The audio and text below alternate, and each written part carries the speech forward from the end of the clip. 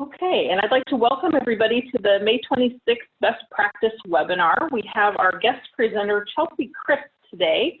I'm going to let her talk about herself and her program as we get started, and then I think she would actually like us all to introduce ourselves so that she knows where we're coming from within our program. So, Chelsea, I'm going to turn it over to you to introduce yourself then. Thank you. Great, thank you, Crystal. Good morning, everyone. My name is Chelsea Christ, and I'm a program coordinator with Iowa State University Extension's Farm Food and Enterprise Development team. We have a staff of about 15 people who work on food systems, small farm support, and then enterprise development with lots of small farms and food businesses. And we support local food systems in Iowa. So the majority of my work is within the realm of farm to school. And I came to this having been a food corps service member several years ago, working in Des Moines Public Schools, and then managing our state program. And now I'm in my second year at Extension.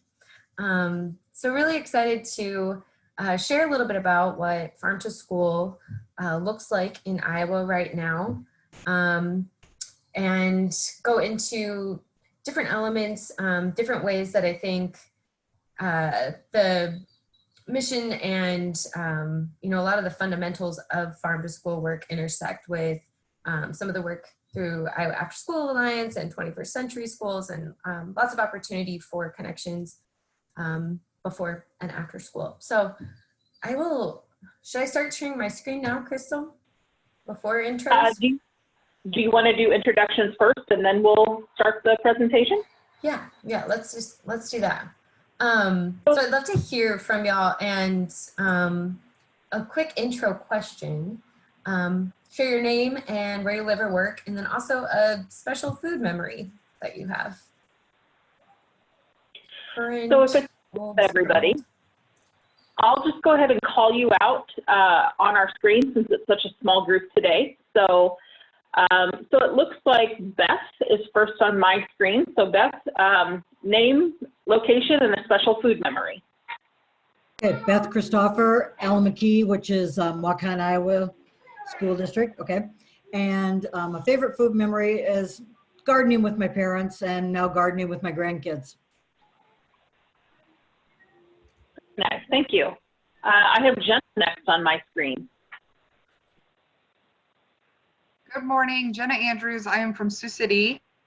Favorite food memory, I would say one of them is that my grandmother has taught me how to can dill pickles with all ingredients from the garden. Man, I love dill pickles too. So, okay, Virginia, you're next on my screen. Hi, I'm Virginia Kurth from Alameda School District from Waukon, Iowa. My favorite food memory would be picking rhubarb and coming up with a lot of different things to do with rhubarb. Thank you, Virginia. I have Julia next.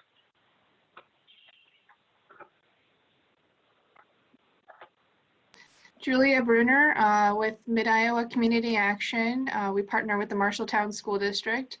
I guess my favorite food memory would be picking sweet corn with the family and then processing it all together.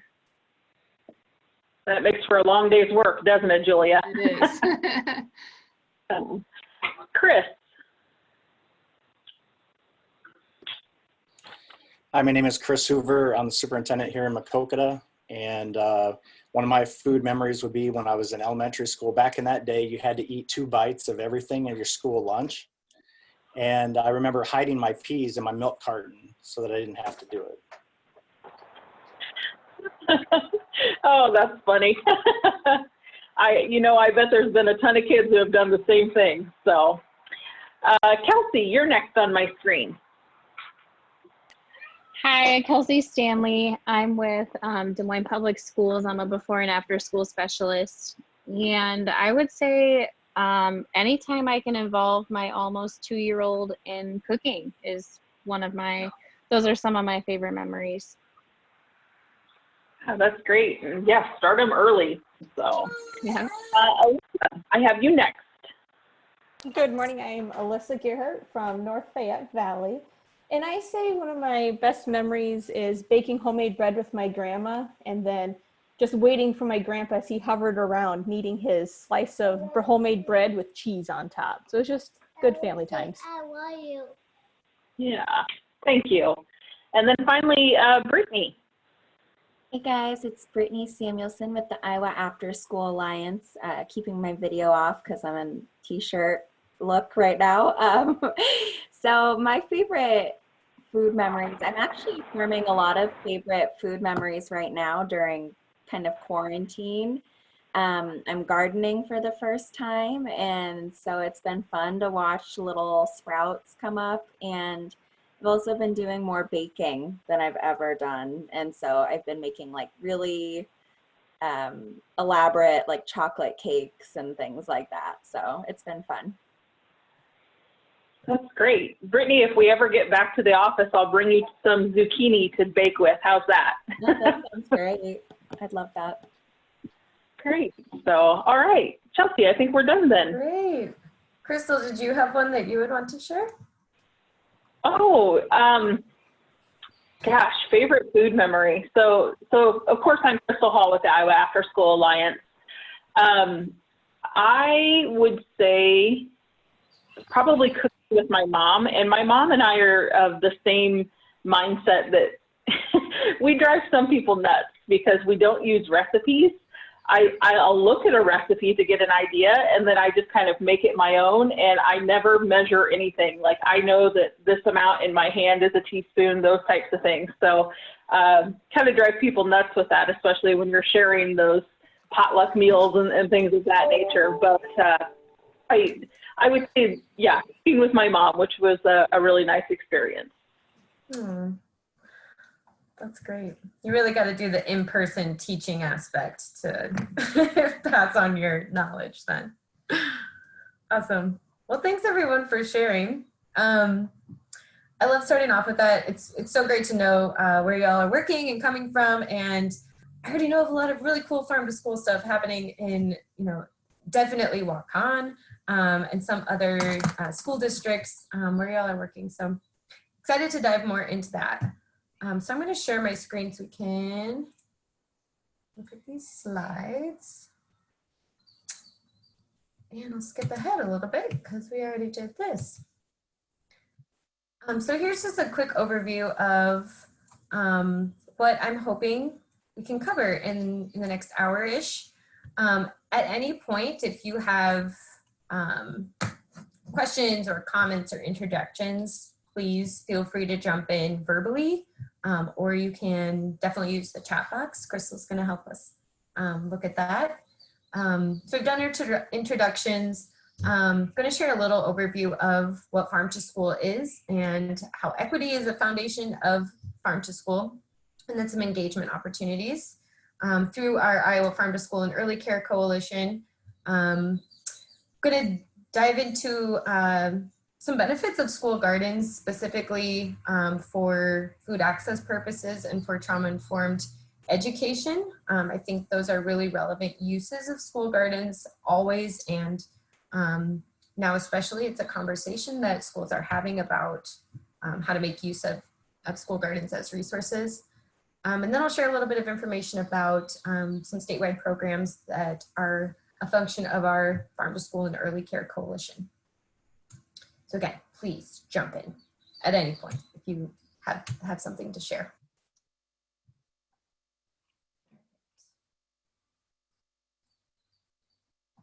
So this is generally the three categories that farm to school activities are classified within. We talk a lot about the classroom spaces, cafeteria spaces, and community spaces where farm to school activities and partnerships are really important. So think about these as they show up in your schools or in your work. In classrooms, we consider school gardens as outdoor classrooms, outdoor learning spaces. Opportunities for hands-on cooking lessons, Pick a Better Snack, which is our SNAP Ed funded state nutrition program.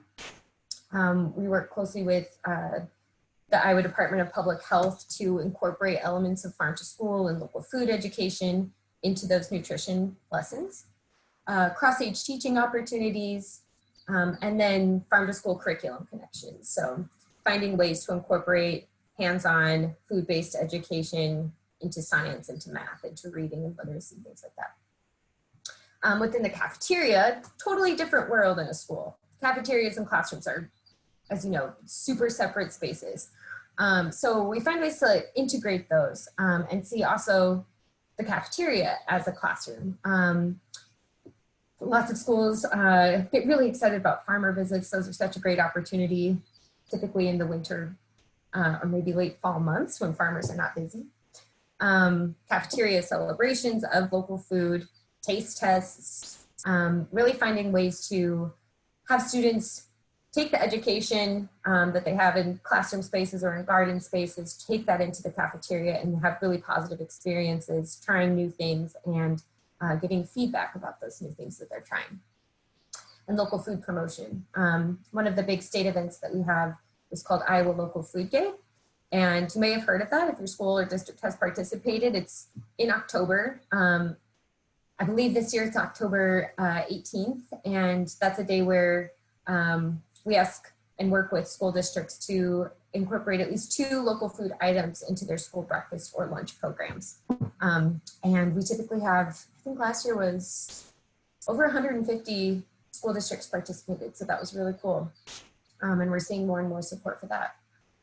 And then community, another essential component of farm to school. And with this, we're looking at creative ways to build farm to school and food education into wellness policies, farmer and school partnerships. Sometimes this is with FFA or 4-H.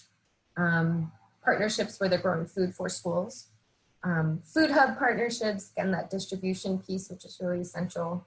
After school and summer meals, which is a big component of what we'll talk about today.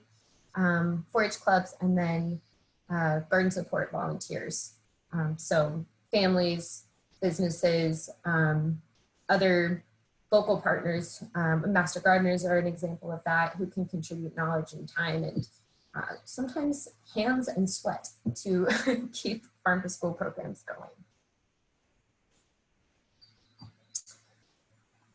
And this is a really essential piece of farm to school and how we work with our partners to talk about farm to school and how to see farm to school come to life in school settings, as equity is foundational to this work and why farm to school exists. So I'll just read the statement that our coalition and network has. Our state network believes that all children have a right to healthy food, regardless of race, class, or geography. Farm to school reinforces student leadership, collectivist culture, and inclusive learning. We must name and understand the structural inequities and cycles of discrimination that reinforce issues we address, such as access to healthy food, opportunities for local producers, often smaller producers or diversified local growers, growing safe spaces to play and gather, student-driven projects and programs, teacher trainings related to cultural responsivity and experiential learning, and food service partnerships to enhance local and fresh food options. So farm to school supports systems change that makes food equity a reality for Iowa youth, and food is the best way to take care of each other through all of this. So we really believe in building community, building connections, building and leveraging resources through food. And I'll go into that a little bit more as we start talking about school gardens, but would love to hear either in the chat box or verbally if anyone has anything to share about some of these farm to school engagement opportunities or activities that happen within your district. If you wouldn't mind telling us a little bit about that and your role in it or what that looks like.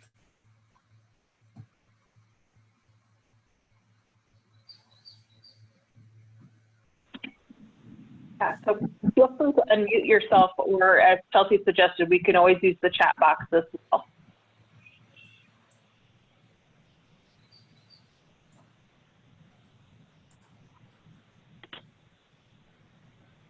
All right. And if there's nothing to share right now, that's okay too.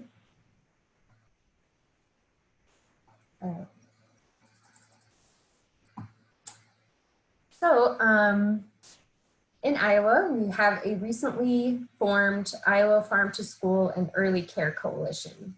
So for the past 3 to 5 years, there have been 2 separate Iowa Farm to School and an Iowa Farm to Early Care and Education Coalition. And this January, we met as a group to merge these 2 coalitions. So like I said, this classroom and the cafeteria being kind of separate worlds within a school, the early care world and K-12 are also very separate educational systems. So it's really exciting to leverage the work and the organizations across both of these sectors and really focus on food and education, distribution systems, partnerships that kids can and school communities can be familiar with from birth through 12th grade. So here's the mission and the vision of our Iowa Farm to School and Early Care Coalition. The goals that you see here around network development, local procurement, and food education function as 3 separate strategy teams. So we have representatives from the Iowa Department of Ag and Land Stewardship, Department of Education, Iowa AEYC, the Association for the Education of Young Children, Extension, lots of partners coming together to do the work of these strategy teams to put together action plans and partnership plans to grow and strengthen the statewide network so that all school districts who are involved with Farm to School consider themselves and know themselves to be a part of this broader network that's really a state movement, but also happening across the country. For local procurement, that strategy team is working on building connections between farmers in terms of their education and training that they have for how to get their food into schools as markets, and then for schools to learn how to speak a farmer's language and purchase the kind of foods in the quantities and in the processed or unprocessed forms that they might need. So there's some really exciting, I mentioned Iowa Local Food Day, really cool momentum growing around that, specifically with food hubs, which up in Northeast Iowa, the Iowa Food Hub has done filled an exceptionally important role in local food distribution. And then food education. So that strategy team is working on, talking with school partners and early care partners about what is culturally relevant food education? How are we defining that? How are we doing food education in schools in a way that it really brings the whole student into the conversation and their family and their cultures are represented, and then they get to see that on the cafeteria menus for breakfast or lunch. And again, this kind of holistic approach to food in the school. And here's an overview of some of the partners involved with the Iowa Farm to School and Early Care Coalition. So this coalition meets every other month. And then the Farm to School Network, currently we have a weekly newsletter that goes out to anyone interested in getting that information with grant opportunities, stories of farm to school and early care in Iowa that have been in the media recently, different opportunities for state trainings and things like that. So if you're interested, I'll make sure that you have my email address after this. So if you'd like to be added to that list, we can get you on there. So these are some images of Farm to School. Up in the top left, this is a Little Chefs program that happens in Cedar Rapids schools. It's a literacy-based, food-based education where the kids look at pictorial recipes that align with their learning standards and cook a recipe once a day for several weeks till they get to graduate as Little Chefs. The picture on the right is a plant marker that was created by our SNAP Ed program, and these are being used all over the state and school gardens. Show the a really big program supporting some of the infrastructure that shows up in schools for Farm to School, and that's in a school garden in Waterloo. This bottom left picture is of some students in Postville public schools who are harvesting butternut squash for their cafeteria program.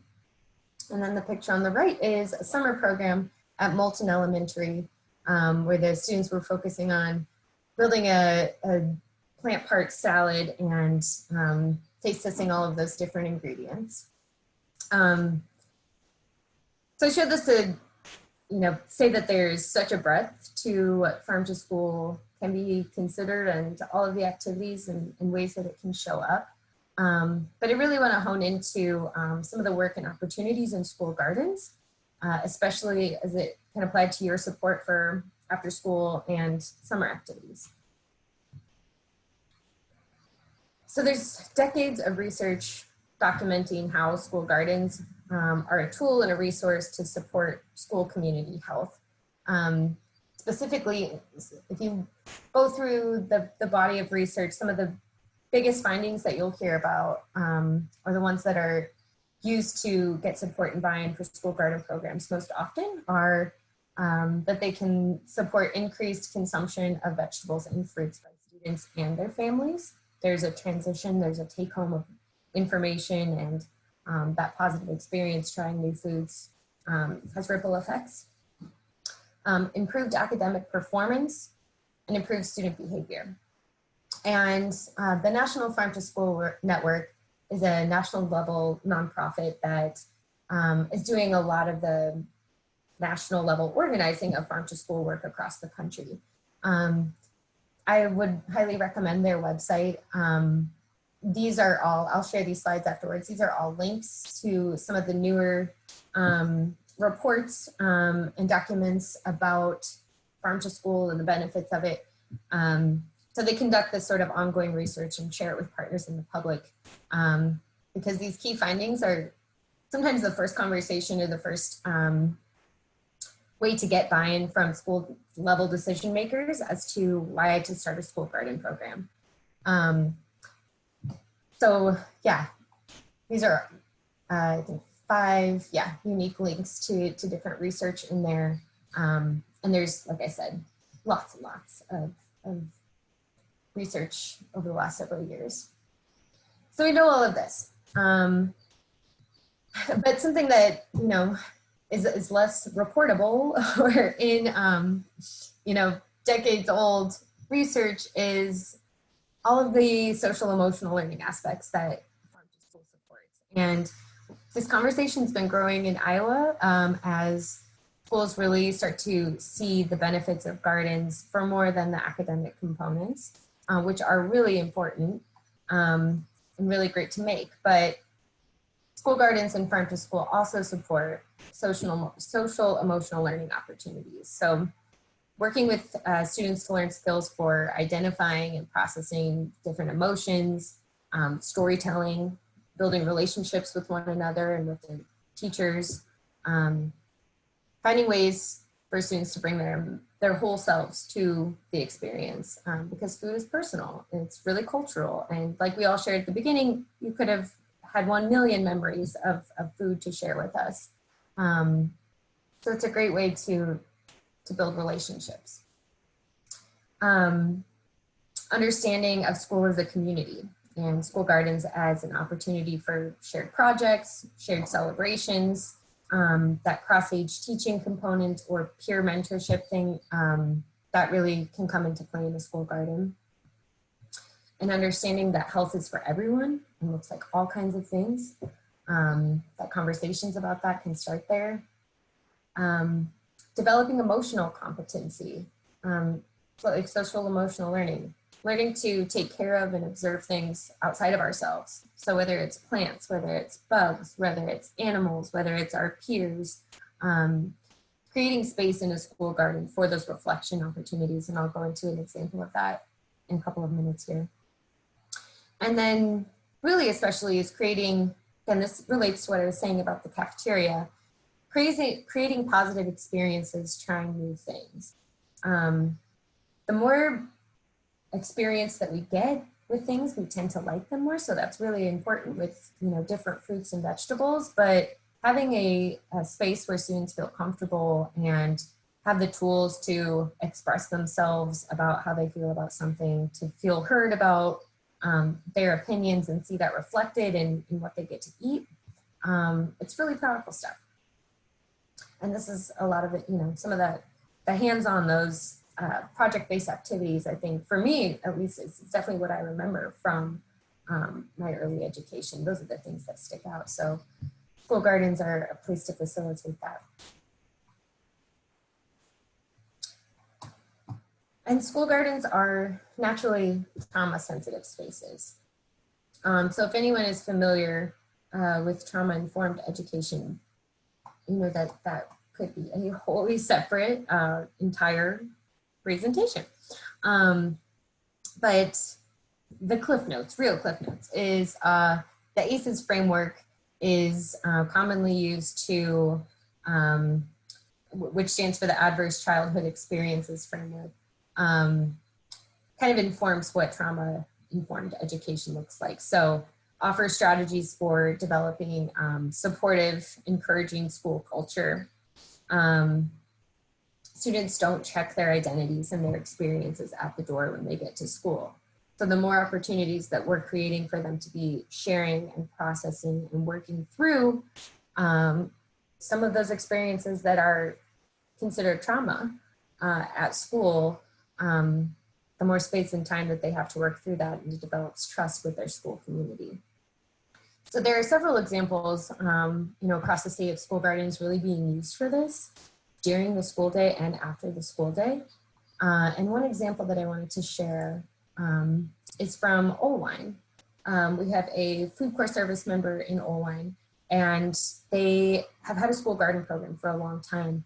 And their school garden is used for so many things, for food access, for education during the school day. They have school garden chickens, which we'll see a little bit about in the video.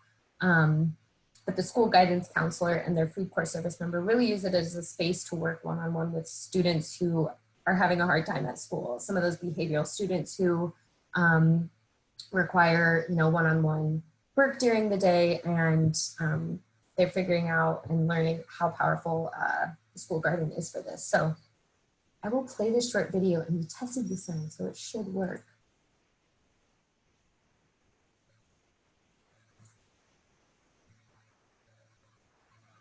Support just as much as anyone, because elementary schoolers are just figuring out how to be people still. The behavioral intervention class is a class here at Wings Park where students who have some kind of behavioral diagnosis can be assigned to this classroom. They're in a more flexible environment where they can have more support from adults. The ability for them to get a little bit of energy out, be loud if they need to be loud, move around if they need to move around. Those are all really important to every student in that classroom.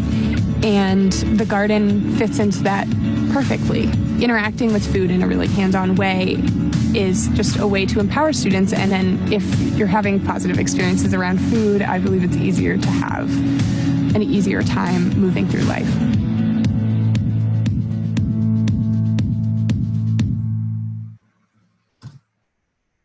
Okay.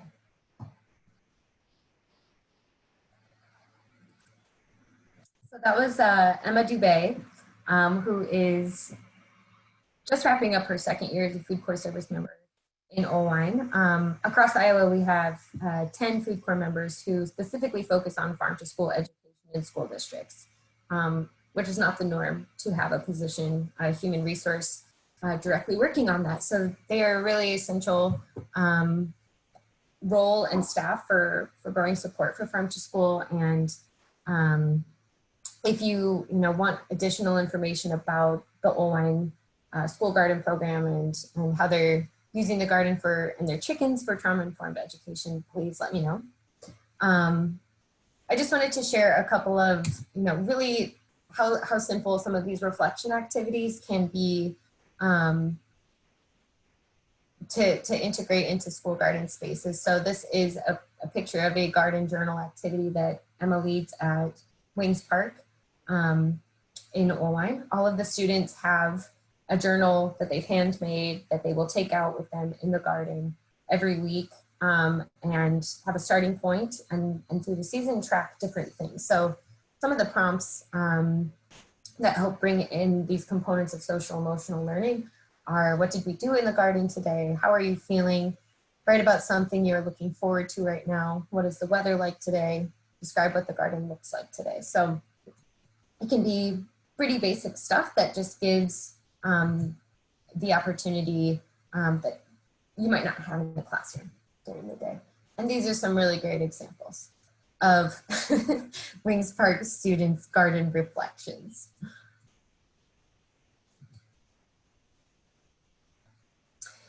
So like I said, there are so many purposes that school gardens serve. And one of the most essential parts of planning a school garden and getting one started is to define the why. Why do we want a school garden? What is our community asking for? What does our school community want to use this? Who's going to be a part of this team to make it happen? So some examples here, raised bed gardens, you can see infrastructure like composts and gardens, all really great educational pieces to build into this space. And these are gardens, again, supported by the Pick a Better Snack program. So we're working with that group to find ways to build this hands-on local food-based education into how we view nutrition education. So it's broader, it's about food systems, it's about community, it's about what we can grow at school or in our state. So these are, 2 examples from Council Bluffs and Liberty Elementary in Ottumwa. Here's an example of a garden that just got off the ground. I think this was a year ago at Cunningham Elementary in Waterloo. They got a grant opportunity to build several new raised beds. And this is not a school garden example, but a really exciting celebration that I think encompasses a lot of what is so exciting about Farm to School is this holistic picture. So this is at Cedar Rapids Community Schools. The students had been learning about black beans. I think they grew some black beans in their school garden. There is a local black bean farmer in the Cedar Rapids area. They've been working with schools food service to taste test these black beans and develop a recipe and develop something that might be able to go onto the school cafeteria menu, but they required lots and lots of taste testing to get students input on that first. So after, I think this was like almost a 2-year process of doing taste tests with students and doing education about local black beans, trialing recipes. Local black beans and rice finally made it to the school cafeteria menu, and there was this huge celebration. You can see the students wearing black. They did a black bean blackout with their clothes. They had buttons and stickers, and I got to be there for that day, and the energy was definitely different in the cafeteria. And kids were really excited about food. So an example of what, opportunities we can bring up and get kids excited about beans. And then just wanted to share that we have, if you have a school garden and understandably the context of what that space might be doing this summer could look a little bit different. We have a lot of resources through Extension about food safety and social distancing in school gardens. We have, some best practices out about, I listed some of them here, wearing face masks, limiting the number of people there at one time. If the garden is open to families or the public, really recommending that there's some sort of manager or person assigned to monitor visitors, or at the very least make sure that there's really great signage posted. Limiting folks who have been exposed with symptoms of COVID, that's really essential to communicate through signage. Providing hand washing stations if possible, or hand sanitizer. Lots of schools are doing a bring your own glove policy. So if you have a bucket of community garden gloves that you may have used in a school garden setting before, really asking folks to bring their own gloves, or those plastic gloves are something that we're doing. regularly disinfecting tools that you touch or any surfaces that people come into contact with, and then always following food washing protocols. COVID-19 is not a foodborne illness, so there are still, we're not worried about that in terms of foodborne illnesses, but there are still a lot of other foodborne illnesses that we know how to prevent by washing food. And then these are some other just food safety protocols for school and donation gardens, which again, as school gardens serve the purpose for food access. In a lot of cases, they can be considered donation gardens, whether they're going to directly to families, whether they're going to a food pantry within a community. Any questions about any of that?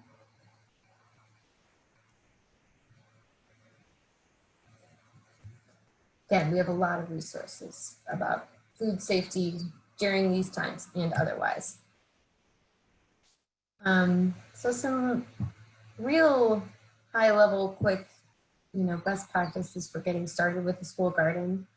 I don't know if it's number one really, but researching some funding opportunities, I think makes the process go a lot easier, and that can look so many different ways. There are a lot of school garden grants, and we share those through our Iowa Farm to School and Early Care Coalition, state level and otherwise, that come up throughout the year at different times.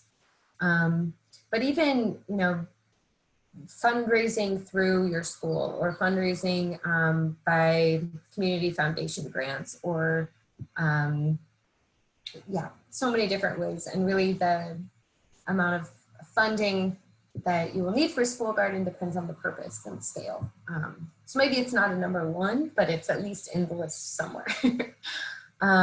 Building a team to support a school garden is essential. And one of the main reasons why I will get contacted by school districts is, hey, we have this old school garden.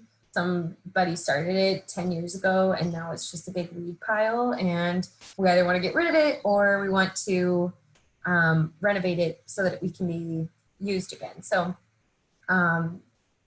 there is a long history, like with anything, of starting a project and one person either moves on or can't sustain that anymore. And that's what really makes this team component and the collaboration across different folks within a school community important to school garden development. Like I said before, defining the why of the school garden. Is it a food-based garden at all? Or is it a pollinator garden? Is it serving a purpose for food access? Do we want families and community members to be able to enter the garden space and work in there on their own?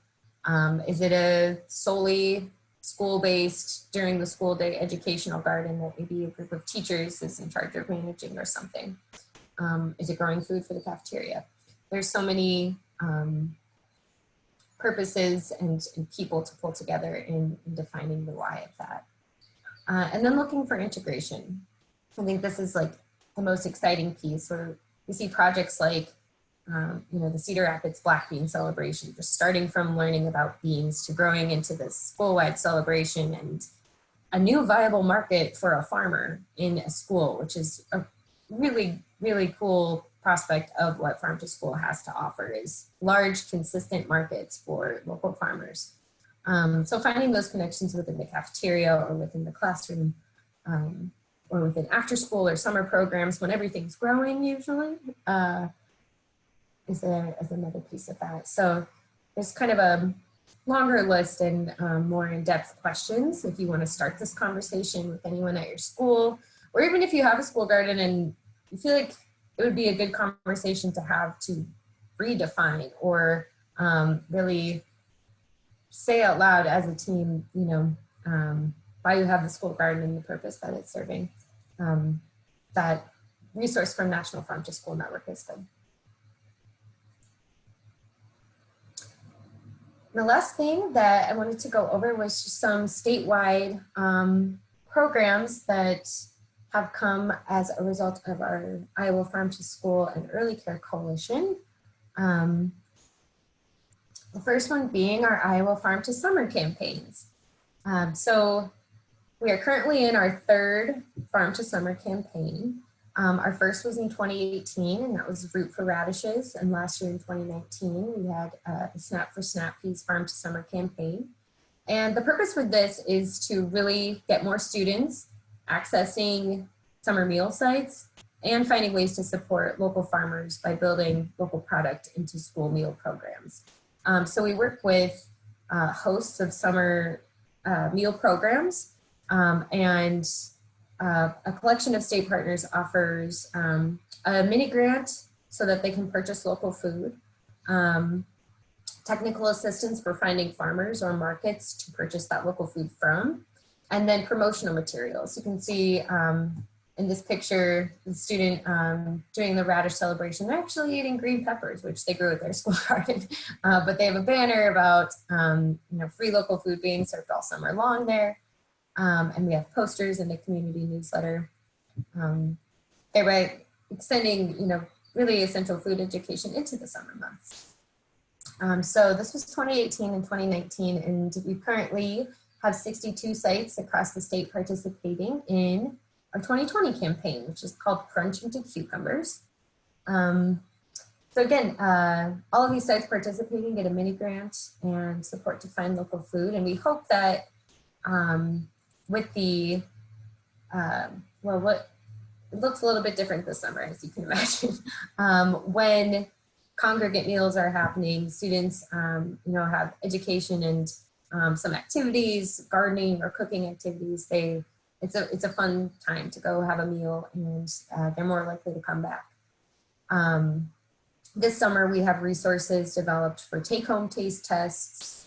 We're sharing some resources for school districts to send in their grab-and-go meal options or delivery meal options about cucumbers and pickles, and links to videos, and some delicious cucumbers eventually to eat.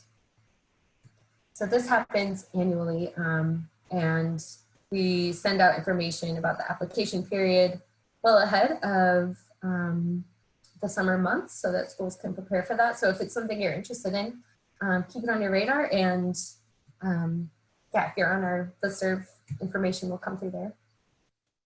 And the second to last piece is our Iowa Farm to School and Early Care virtual conference. We were supposed to have our third annual in-person conference in June in Waukee, and that's not happening until next year now. So in the meantime, we are having a virtual conference from 1 to 3 p.m. on June 19th. Registration is free and open. And we hope that the 2-hour call just keeps folks connected and thinking about how farm to school and hands-on food and nutrition education and local procurement options show up as a part of schools' return to learn plans in the fall, whatever those may look like. So we'll be sharing some information about our Iowa Farm to School and Early Care Coalition. We have 4 folks from around the state doing presentations, mini presentations about farm to school in their communities. And then we'll have a discussion with some of our strategy team coordinators from the coalition about planning for Farm to School Month amidst COVID-19. What are protocols for changing, some of the ways that food education has typically looked in schools.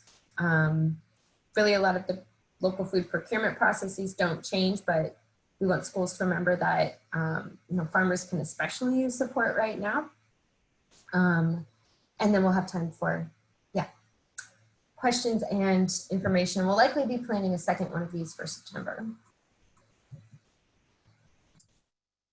And last thing on the slides is several resources that I think would be a good connection to this conversation and to the work that y'all do. So information about growing school gardens, a farm to school toolkit, resources from the National Farm to School Network. Next Step Adventure is a Des Moines-based nonprofit that's created a great curriculum connected to garden lessons for K through 5th grade, I believe. And there's so much more of that. If you're looking for something more specific in terms of curriculum, let me know. And then also right now, our coalition has a COVID-19 resource and strategy document specifically for Iowa Farm to School and Early Care. So this is just a screenshot from our website, which I'll share the link to. But there's a living document that has different categories of resources related to farm to school and early care. So information for food service staff, for farmers, for local food educators, some really great videos, how does it grow, things like that that are good for distance learning, some financing and funding opportunities to support farm to school right now, things like that. So you can access that on our website. And we also, through our extension team, have put together this platform for requesting technical assistance right now. So if you have a project or a need that's arisen because of COVID-19 as it relates to your school or farm to school program, or you want to start something with farm to school, there's a short online form that you can submit, and that connects you with folks on my team who can offer technical assistance. So lots and lots of resources, and I am happy to serve as a resource for anything that you're looking for farm to school at the state or national level, questions that you have. We're having some really exciting conversations and growing some really important work. So happy to, be a resource. And thank you for your time today. Great, thank you, Chelsea. So if you're familiar with Zoom, if you want to give her a hand clap by using the reactions button down below, I think that's a nice way that we can thank her for the time today. What are the questions that you want to ask of Chelsea this morning?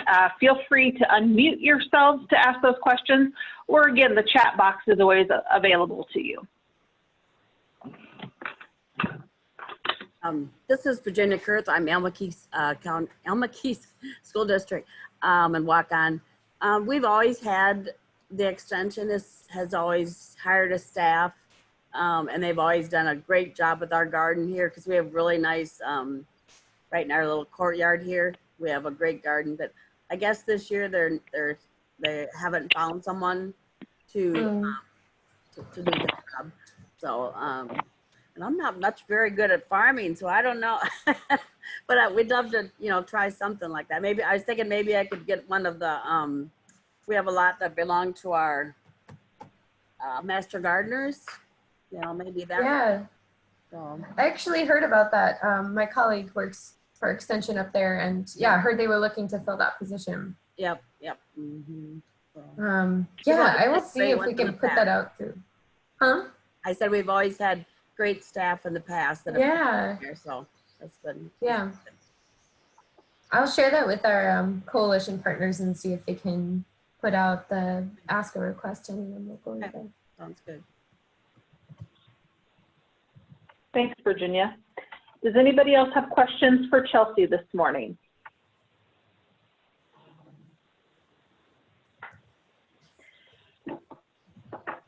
Okay, I don't see any right now.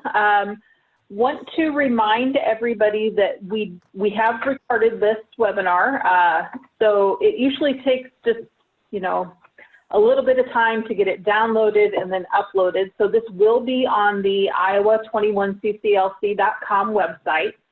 It will be under best practice webinars. So you can always go back to reference that, including accessing those final slides that Chelsea had her contact information, as well as the resources, if that's interesting to you. Again, we'll leave it open for questions, but if there are none, I think I would just wish you all a happy Tuesday. And I want to thank you for participating after this holiday weekend. So take care, but if you do have a question, please feel free to stay on.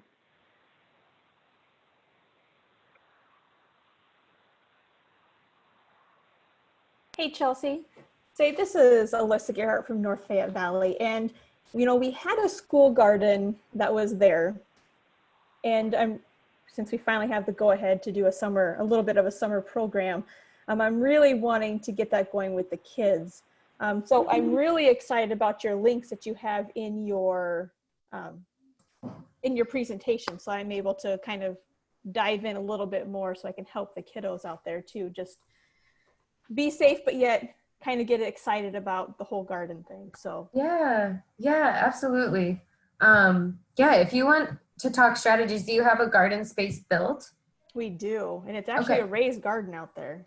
Perfect. That's great. Yeah, you should be able to get a lot of plant starts right now. I'm excited. Thank you so much. Yeah. Good, thanks, Alyssa. Good luck with that. All right, again, if anybody has questions, please feel free to speak up here. If not, you're welcome to leave the meeting by heading down into that bottom corner and clicking that button.